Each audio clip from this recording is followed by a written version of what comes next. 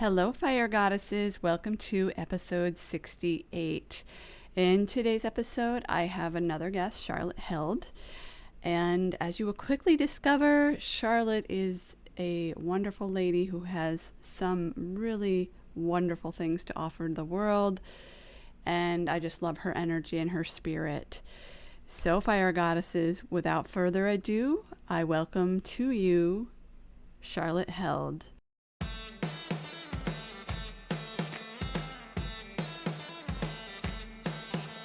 Hello, Fire Goddesses. Welcome to the Reclaim Your Fire podcast.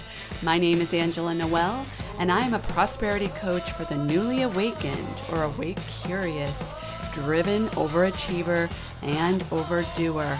After running a successful acupuncture practice in Boston for 12 years, I decided to hang my hat by closing the practice and pursue what it is that I'm really meant to do in this world, and that is to serve humanity online on a global scale. Using my background in Chinese medicine, along with the brain science of habits, spirituality, and divine masculine and feminine energy balance, I am here to help you not just understand, but know how powerful you are and that you are the person who is responsible for having the finances, inner peace, radiant health, and energy, aka the fire, in your life that you've always desired. My intention with this podcast is to serve humanity, no matter what gender you identify as, to help bring out the divine feminine goddess in each and every one of you.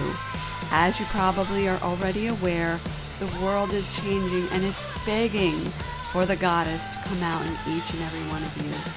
So, Fire Goddesses, stay tuned.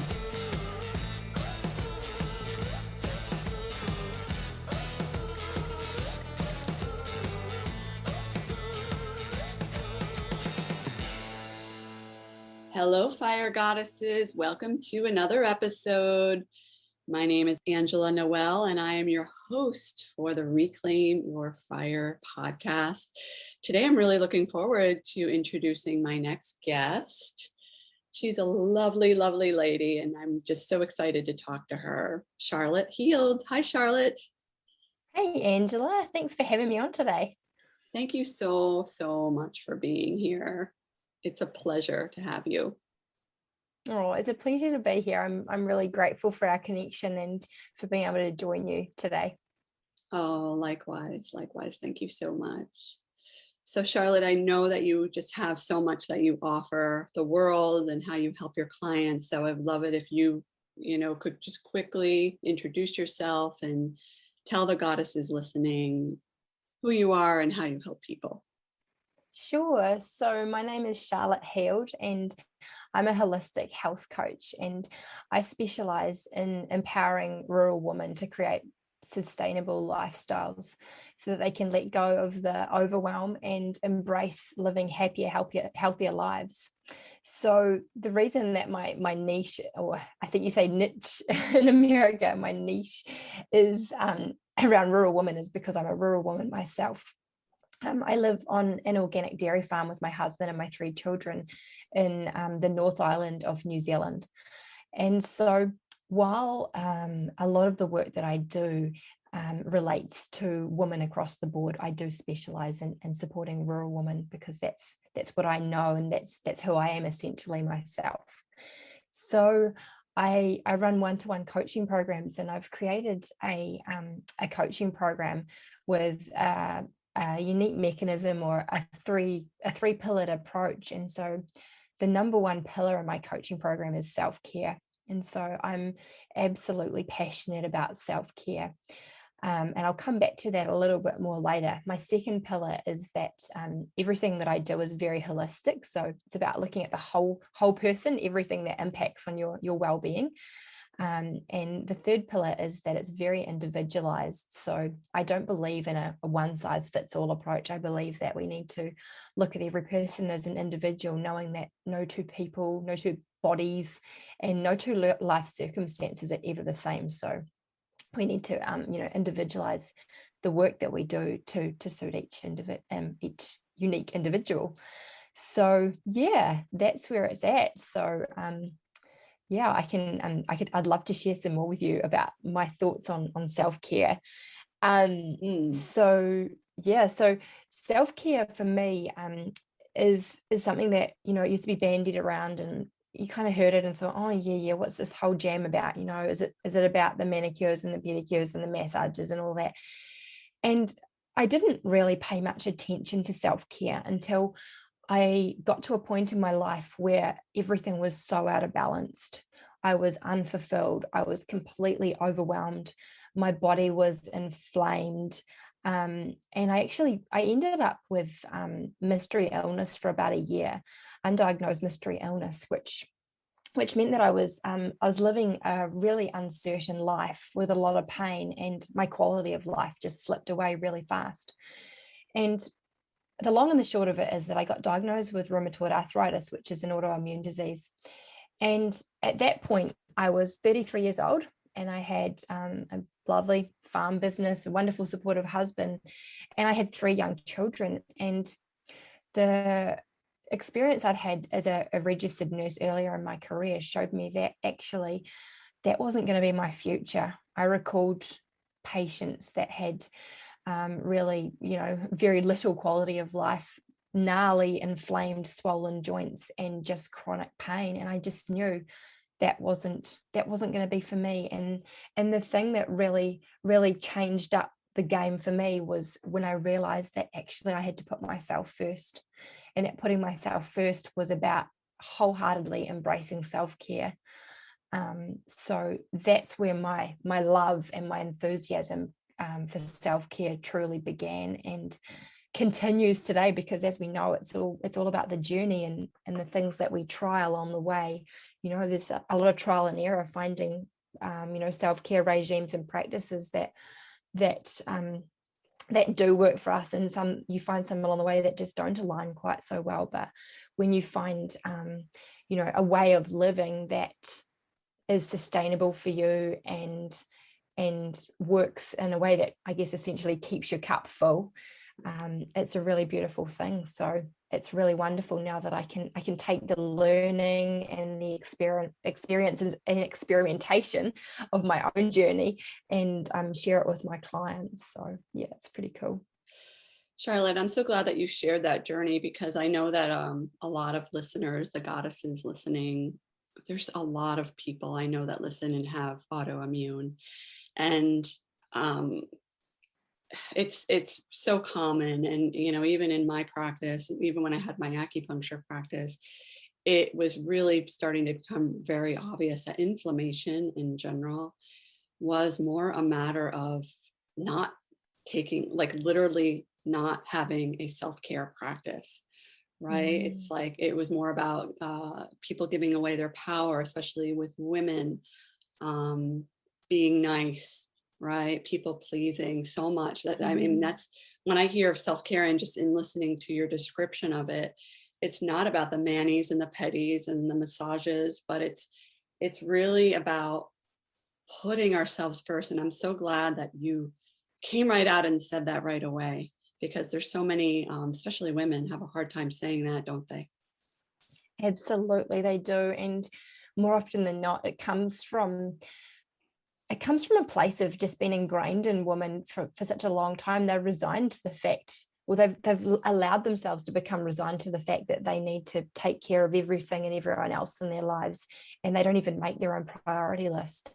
And so for some women, when we talk about putting yourself first, this immense kind of guilt and shame comes over them, like, feeling like, I can't do this because I never have, and how would that be, thinking it's a really selfish thing. Yeah. And guilt for doing it, but guilt also for not doing it. It's a two-way street. And what I always say is, we simply cannot pour from an empty cup. And when we truly start to put ourselves first and, just take small steps towards meeting our own essential needs, because at a base level, that's what it is. It's meeting your own essential needs completely. When we can actually take steps to put some stuff in place and start taking better care of ourselves, we are actually just so much better, first and foremost for ourselves, but also for everyone and everything else in our lives. The ripple effect is immense. And I often say that, you know, in a general sense, a woman is like the center of the world, the center of everything for everyone in her life and her home specifically, mostly in your home. And you know that as a woman, when you're at your best, you're at your peak of your well-being and everything feels really good, everyone else around you kind of seems pretty good as well, generally.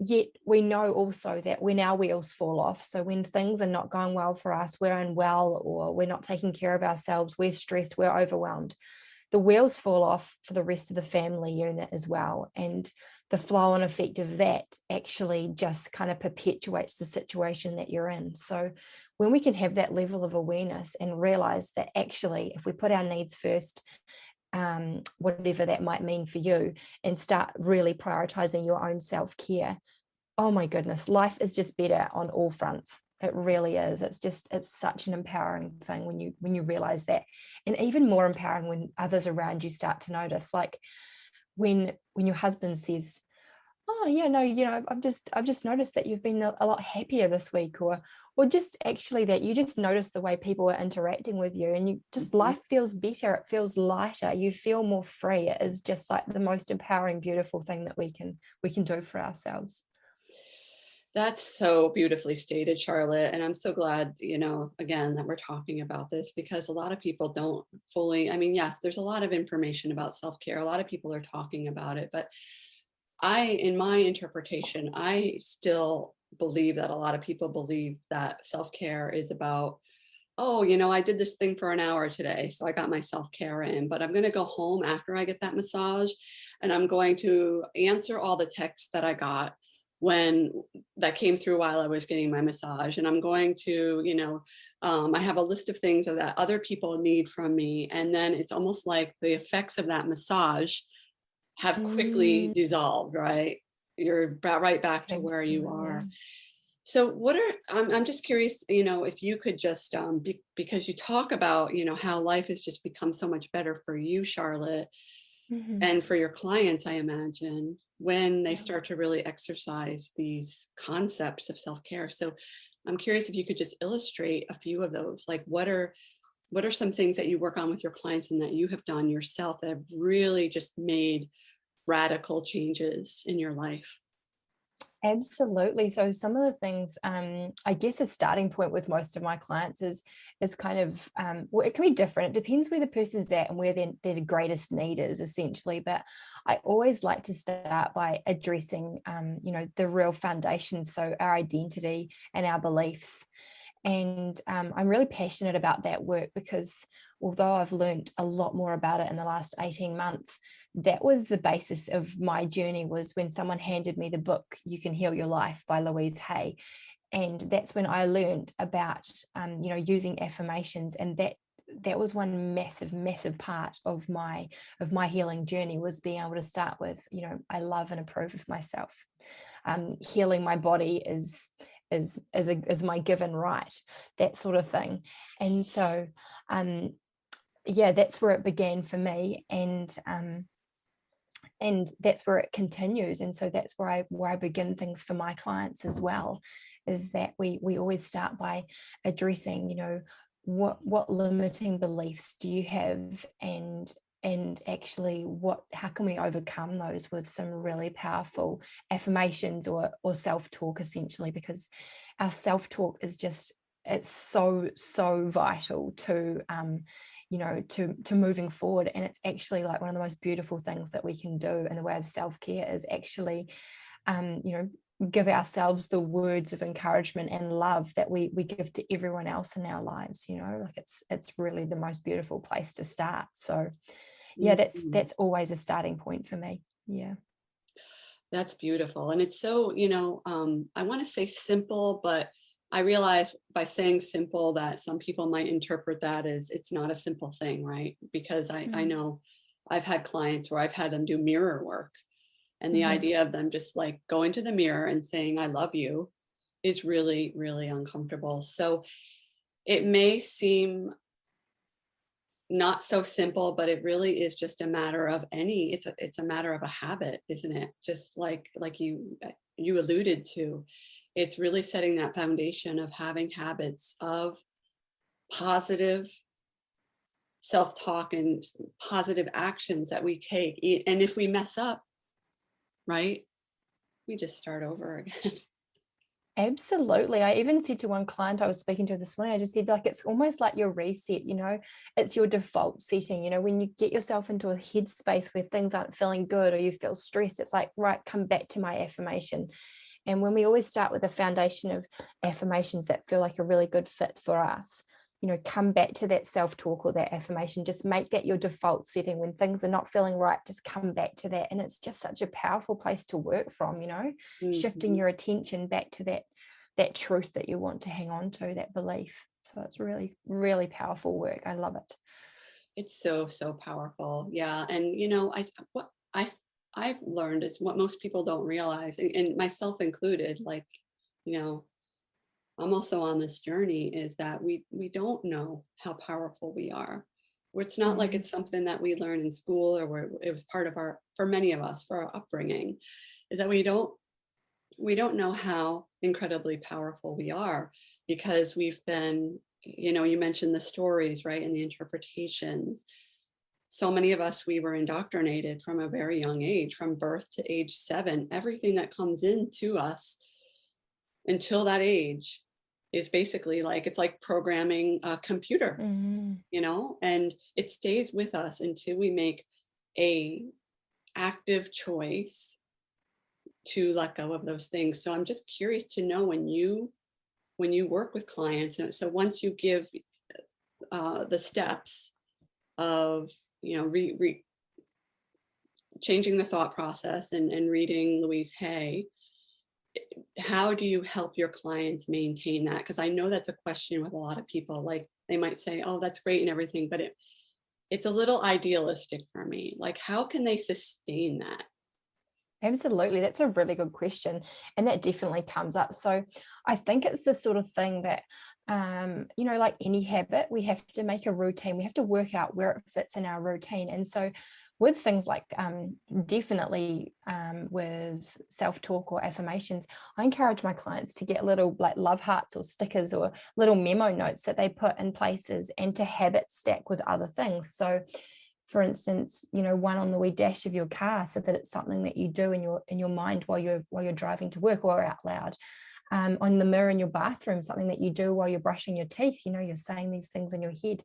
Maybe on the stove in the kitchen, something that you do while you're cooking dinner. So it's about creating a space for them to be regular parts of your day initially, and then it kind of just happens that they just become default. But it's always about how we initially create that habit, right? I also quite like the use of habit tracking apps, because they can send little reminders to do the thing. But what I think most importantly is I always say to my clients, like, it's actually not about, you won't always believe what you're telling yourself, but it's about believing in the process. And when you believe in the process enough that you do whatever it is that you need to do to remember to do your affirmations, for instance, 3 times a day, when you start to see the magic unfold, my client this morning said to me, I feel more peaceful, I feel lighter, I feel free. That was how she described it. I mean, those are some liberating words. I kind of felt a chill up my spine, like, wow, this is powerful work. But when you get to that place where things start to unfold and the magic kind of starts to shift around you, that's what kind of helps to propel you to keep going with it. And that's when, that enforces that new habit. Like, actually, yes, it was a bit of I had to make mental notes and prompts to remember to do it. But now that I'm seeing the results, the motivation is there to keep going. And there's definitely times in our lives where we need to do a reset, like, oh gosh, I haven't really been doing my affirmations for a wee bit. I'll come back to that. But we know, right? And it just, it's about that belief in the process and knowing the value that you get from doing it, really. Yeah. And I love that. And I think what most people don't realize is that, when we think of habits and taking on new habits, or letting go of bad habits, so quote unquote bad habits, we think of things that are more like in the doing, right? Like I'm going to be in the habit of exercising, or in the habit of not swearing, or not or eating healthy, right? And a lot of people don't realize that our thoughts are also a habit. The way we think is a habit, and we can totally retrain the way that we think. And so I love, that analogy, how you mentioned, like, it was it's the motivation. Also, for those of you who are listening and thinking, well, I can, that's just the way I am. I can't change the way I am. That's how I think, and this is how I feel. And, I invite you to consider, has there ever been a time in your life when you did something that you've never done that involved changing your habits, whether it be quitting smoking, quitting drinking, exercising? It's the same exact thing. And it's a matter of just doing it over and over and over again until your brain gets it, right? Absolutely. It really is. Yeah, it really is. And as I say, when you make this commitment to trying this new thing, whatever it is, and you actively take the steps to make yourself accountable for making it happen, or set the reminders, when you start seeing the results, I think that's when it really helps you to be motivated to continue and to keep going. And that's it often doesn't take long. It doesn't take that long. Yeah. Yeah. And it really depends on the does. nature of the different habit too. When we start to commit to exercise regularly, even if it's just, a 10-minute walk outside in the fresh air each day, listening to the birds sing, like if we start to commit to that regularly, even after a week, you might have a rainy day or a day where you're busy and you don't get your walk, you'll be like, oh, I missed my walk today, because it's helping you on so many levels. It's just I think it snowballs in a really beautiful way when we start doing small things to take care of ourselves. Yeah. And I like how you said just starting small, right? Because a lot of people, most people actually think about changing their life in this kind of way and tend to get overwhelmed, don't they? Like, oh, that's too much. Like, and I would love, actually, if you could speak to this, Charlotte, because I know a lot of goddesses are listening to this. Like, a lot of moms hear this kind of stuff and they're like, well, like, I would love to be able to do that, but I can't fully commit because, my kids need me. And you have three, what are the ages of your kids? They're young still, right? Isabel's 11, Henry's nearly 10, and William's nearly 8. So yeah, I have young children, and I mean, I went through the most significant part of my healing and actually I was most unwell when my children were really young. So I completely get that. I was very fortunate. I had a really good support network and a husband who, I guess, we had to change our business structure so he could be around to support me more. There was a lot of things I couldn't do in that time.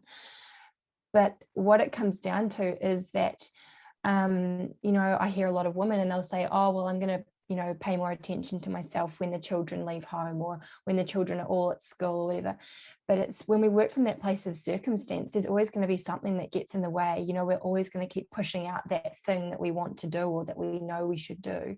So we actually just have to look at what small things we can do now. And it's not about committing to all the things at once. You can go away and learn about self-care or whatever else, and you can come back and be like, right, well, I need to drink 6 glasses of water, and I need to do this, and I need to do that, and I need to, and that is overwhelming, because you're like, oh my God, how can I just change my life like that?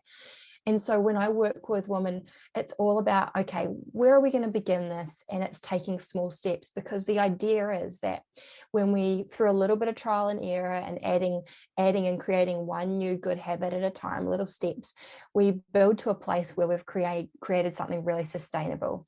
And that's what's important, right? Is that creating a sustainable lifestyle means that we have created something that fits with our life, that we can uphold long term, that is achievable and makes us feel good. And that's the magic in it, because I do see a lot of people, they jump into fads and things like this, and they might, it's overwhelming making some really high level changes and trying to do all the things at once, and then often they're not sustainable. And so what happens is that women fall off the bandwagon, they feel that sense of failure, and then it kind of just it just kind of, the downward spiral occurs again and back to square one, or sometimes worse than before. So, it's really, really important that we don't get overwhelmed feeling like we have to do all the things. Just take one thing. I mean, I often say to people, one of the most, important things that we can do to improve our health is just to drink more water. It's really that simple. Yeah. Drink more water. So many of us, and especially women, or women who are busy mums, just not mindfully taking care of themselves by hydrating. And hydration is like, that's what makes our cells sing. That's what makes our body function at a really optimal level. It's so simple, it's free, it's easy, it's just about making it happen. And Hydration. often people who haven't been drinking a whole lot of water, and we start by setting a goal around drinking water and setting some reminders, maybe getting a new drink bottle. I always say you've got to love your vessel.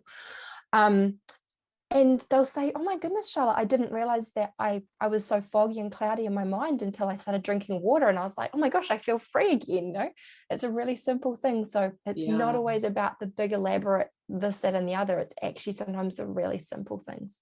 The simple foundational things, like you said, and you can build on top of those things. And, the water, I mean, so many people are dehydrated and don't even realize that dehydration could be behind a lot of our physical symptoms, our headaches, our inability to sleep, our digestive system. I mean, so many things can just be alleviated by drinking a little bit of extra water, right? So absolutely. True. Yeah. Absolutely. So if you don't mind me asking, you mentioned RA in the beginning, that you had rheumatoid arthritis. Were you able to heal from RA as a result of your self-care practices? Oh, I love that question. Thank you for asking. So one of the important parts of my journey has been that while I was it was empowering to be given that diagnosis, because it's all information, and information is power. When you're looking at healing, as much information as you can gain is really important. One of the things for me, though, was that I've never once said I have XYZ. I have not. I've said I'm experiencing the symptoms of, but I've never owned that diagnosis, because I didn't want to give myself the label and kind of perpetuate that in my life. I didn't want that to be a long-term thing. So all along I have, I've dealt with it being rheumatoid arthritis. That's what I'm dealing with. I'm dealing with the symptoms of, and I have, how many years on now? We must be 4 years on. I've got to a place where I don't consider myself to have that diagnosis anymore. And it's a work in progress. I kind of like to say I don't let my guard down. I'm very mindful. I need to keep my balance. I need to make sure that I'm keeping everything nice and even for myself and in my life. And I definitely have to stop and check in if things start to feel a bit uncomfortable, because my body still tells me. Your body is your greatest messenger, right? It will tell you what you need to know. You just have to take the time to stop and listen. So we have so much wisdom if we just take the time to listen. And I have a very good relationship with my body now, and I understand what it needs to always be its best. But I also hear the wee whispers when it's time to make a few adjustments. And I think that's just so important. So I don't take any medications, and I don't actively see a doctor as such, or I definitely have my own realm of alternative health support people in my world, but that's kind of where it's at for me at the moment. So it's I think it's a pretty magnificent achievement to get to a point where you can say that you've healed your body. It's a pretty cool thing. Thank you for sharing your journey, Charlotte. I know you're going to help so many people out there who can relate to having either RA or Hashimoto's thyroid or Crohn's disease, colitis, all the, anybody on the autoimmune spectrum. There's so much of it. There's so much inflammatory diseases right now. And that's one of the things that I really like to drive home to people, is that when the body is speaking, right? And like you said, it starts with a whisper, and then it's going to be a roar if you continue to ignore it. Those whispers are only information. And in our society, we look at, I do believe that it's changing. I am optimistic, but it is interesting to witness how, I just remember in my acupuncture practice, people would come in and be like, I have this, right? And I must take this and I must do this because I have this. And it's so ingrained in people's identity that they have this. And we work with the same mentors, right? What you focus on expands. So if you continue to focus on this thing, you're going to get more of this thing. But have you paused to consider, if you focus on being well and being immune, being healthy, being strong, have you considered what the outcome of that might be? So thank you. That's so inspirational. I know a lot of people are going to really appreciate hearing that from you, Charlotte.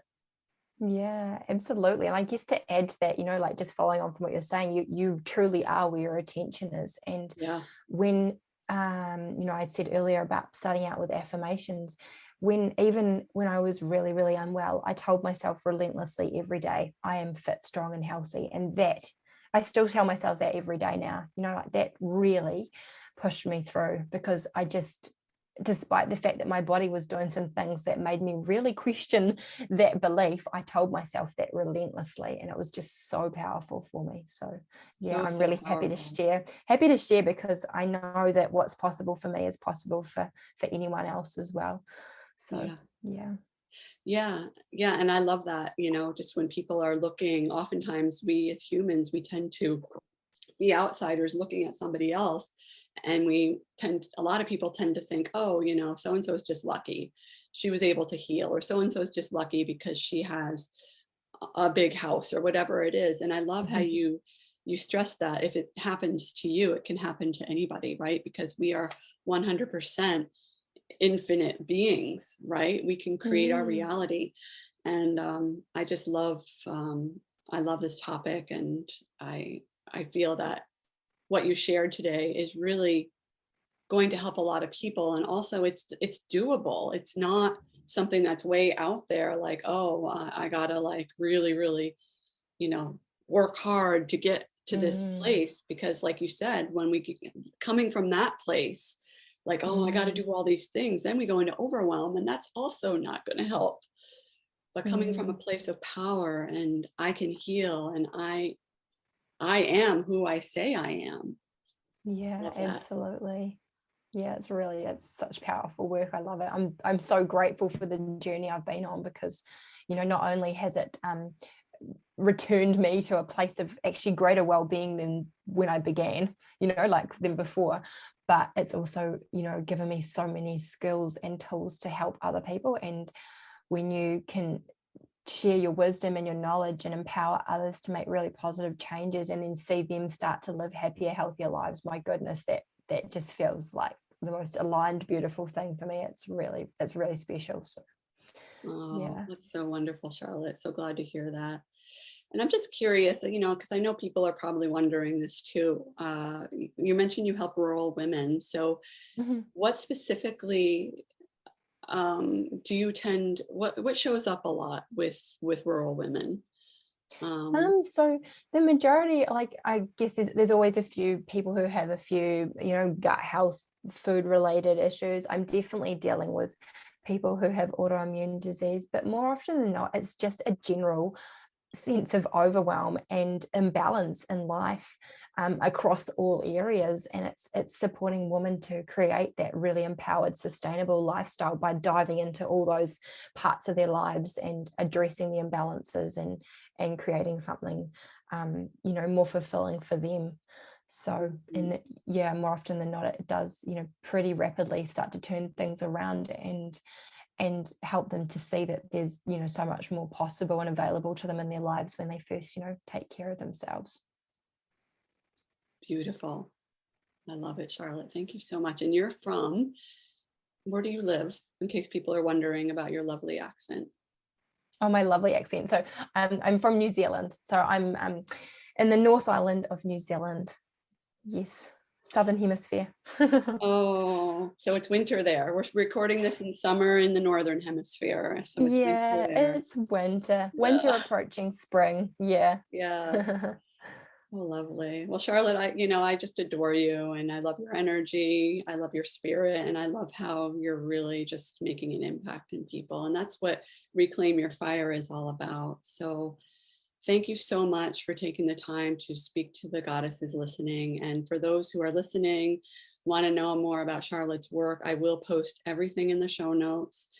And if you want to just quickly tell, if somebody wants to find you really quick, what's the best way to find you? Probably my Instagram handle, charlotte.healed. That's so simple and easy to find. Yeah. And Healed is spelled Heald. So Charlotte.Healed. Yep. And on Instagram. And you have beautiful pictures, by the way. Thank you very much. Thank you. All right, Charlotte, thank you so much. And until next time, goddesses, be radiant, be powerfully authentic, and know that you can always reclaim your fire. Until next time, take care.